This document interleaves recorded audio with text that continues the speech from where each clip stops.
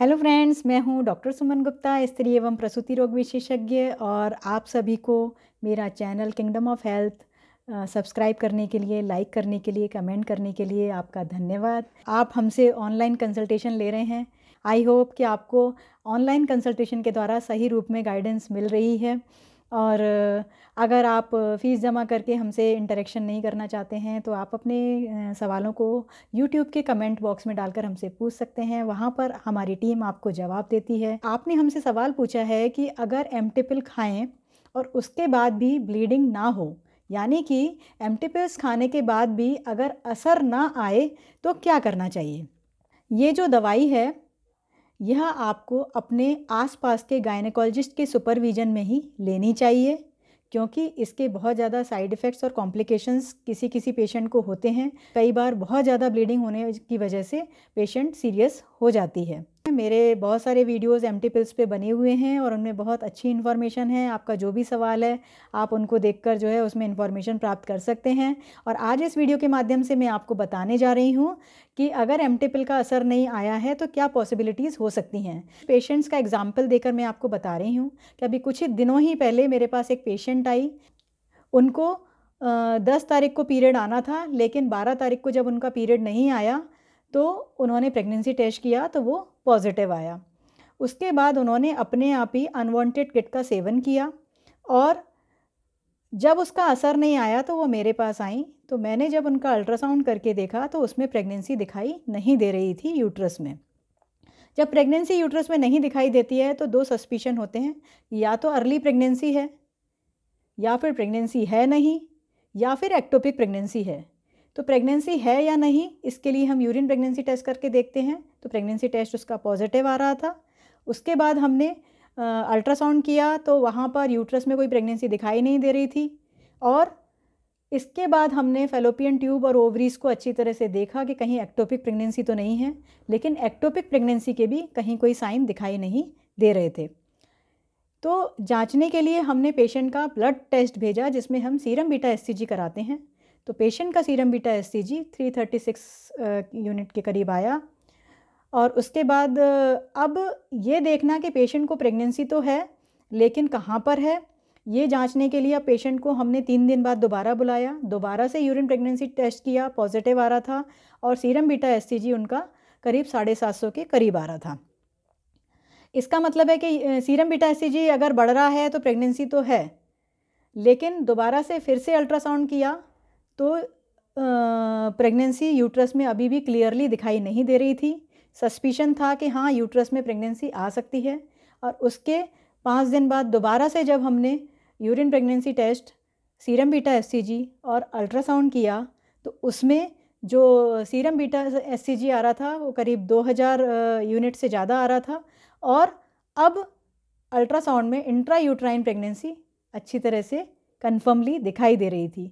तो total 10 days के बाद पेशेंट की जो प्रेगनेंसी है वो यूट्रस में दिखाई देना शुरू हुई। और उसके बाद हमने उनको किट दी और उसके बाद पेशेंट को 3 दिन बाद जब चेक किया तो इस बार उनका काम अच्छी तरह से हो गया और उनका अबॉर्शन कंप्लीट हो गया। दूसरे पेशेंट की बात कर लेते हैं। 10 दिन उनका टाइम पीरियड ऊपर हो गया था, पीरियड नहीं आया। उन्होंने बिना प्रेगनेंसी टेस्ट किए इन 5 गोलियों का सेवन कर लिया एमटी पिल्स की। और उसके बाद भी जब उनको ब्लीडिंग नहीं हुई तो उन्होंने हमसे संपर्क किया। जब मैंने उनका अल्ट्रासाउंड किया तो उनके अल्ट्रासाउंड में यूट्रस बिल्कुल खाली था और ओवरीज में भी कोई दिक्कत नहीं आ रही थी। तो मैंने यूरिन प्रेगनेंसी टेस्ट किया तो वो नेगेटिव आ रहा था। तो बहुत से लोग जो है बिना यूरिन प्रेगनेंसी टेस्ट किए, बिना अल्ट्रासाउंड से प्रेगनेंसी कंफर्म किए इस किट का सेवन कर लेते हैं।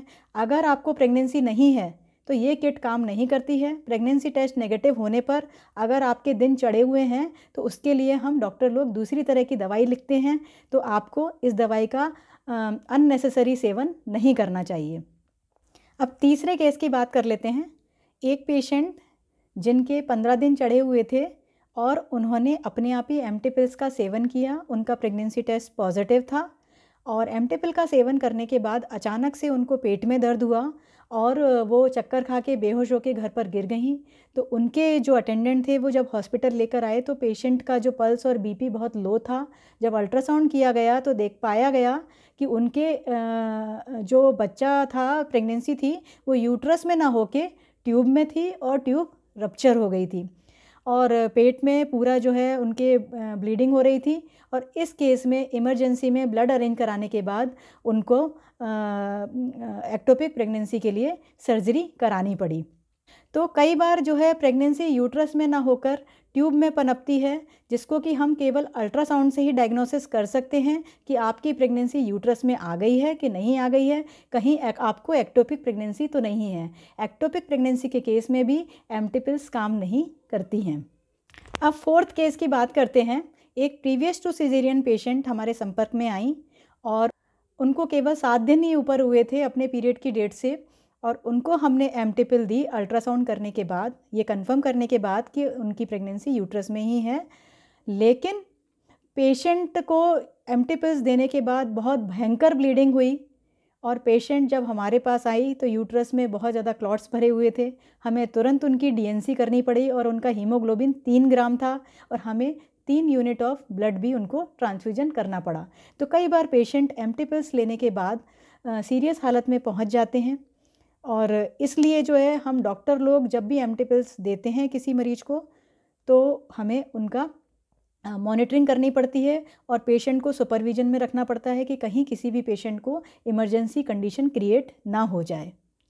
5वें केस की बात कर लेते हैं। एक पेशेंट जिनको कि 2.5 महीने की प्रेगनेंसी थी, उन्होंने अपने आप ही घर पर एम्प्टी पिल का सेवन किया और उसके बाद उनको भयंकर ब्लीडिंग हुई और कई दिन तक जो है वो डॉक्टर को दिखाने नहीं गई। तो उनका हीमोग्लोबिन धीरे धीरे गिरता गया और अचानक से एक दिन उनको बहुत ज़्यादा ब्लीडिंग हुई तो वो परेशान होकर फिर हमारे पास आई।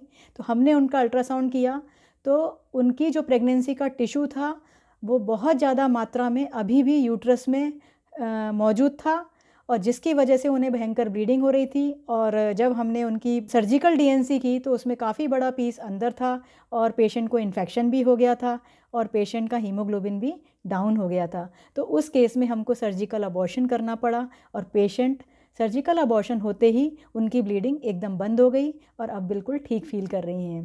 तो ऐसे बहुत से तरह के पेशेंट्स हमारे संपर्क में आते हैं जो अपने आप स्वयं एम्प्टी पिल्स का सेवन करते हैं और अपनी जान को खतरे में डाल देते हैं। तो इसलिए दोस्तों आपसे मेरा निवेदन है कि जान है तो जहान है, सेहत का ख्याल आपको सबसे पहले रखना है। आप स्वयं को अनवांटेड प्रेगनेंसी से बचाने के लिए उचित कॉन्ट्रासेप्टिव मेथड अपनाइए और अननेसेसरी अबॉर्शन के प्रोसेस से अपने आप को बचाइए।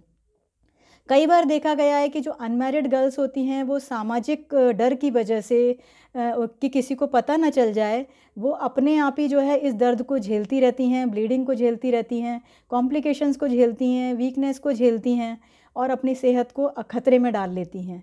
तो मेरा आप लोगों से निवेदन है कि आप अपने आसपास के गायनेकोलॉजिस्ट के पास जाइए, डरिए मत और उनके सुपरविजन में ही अपना काम कराइए। अल्ट्रासाउंड कराने के लिए आपको आधार कार्ड की ज़रूरत पड़ती है और बिना एफ फॉर्म भरे हुए आपका प्रेगनेंसी का अल्ट्रासाउंड नहीं किया जा सकता है। मैंने अपना एक वीडियो बनाया हुआ है कि अबॉर्शन कराने का सही तरीका क्या है, तो आप उस वीडियो को देख सकते हैं। कई बार मरीज़ पूछते हैं कि 3 महीने की प्रेगनेंसी है, 4 महीने की प्रेगनेंसी है, इवन 7 महीने की प्रेगनेंसी में भी लोग ये सोचते हैं कि इस दवाई से उनका गर्भपात हो जाएगा। तो यह बिल्कुल भी नहीं है, बहुत रिस्की काम है। आपको अपने डॉक्टर से एडवाइस लेनी चाहिए कि किस तरीके से आपका गर्भपात किया जा सकता है और वह गर्भपात आपके शरीर के लिए हानिकारक तो नहीं होगा। So please subscribe my channel. आगे भी हम आपको बहुत ही अच्छी अच्छी इन्फॉर्मेशन देते रहेंगे। अगर आपकी कोई क्वेरी है तो आप कमेंट बॉक्स में डालकर हमसे पूछ सकते हैं। Thank you friends.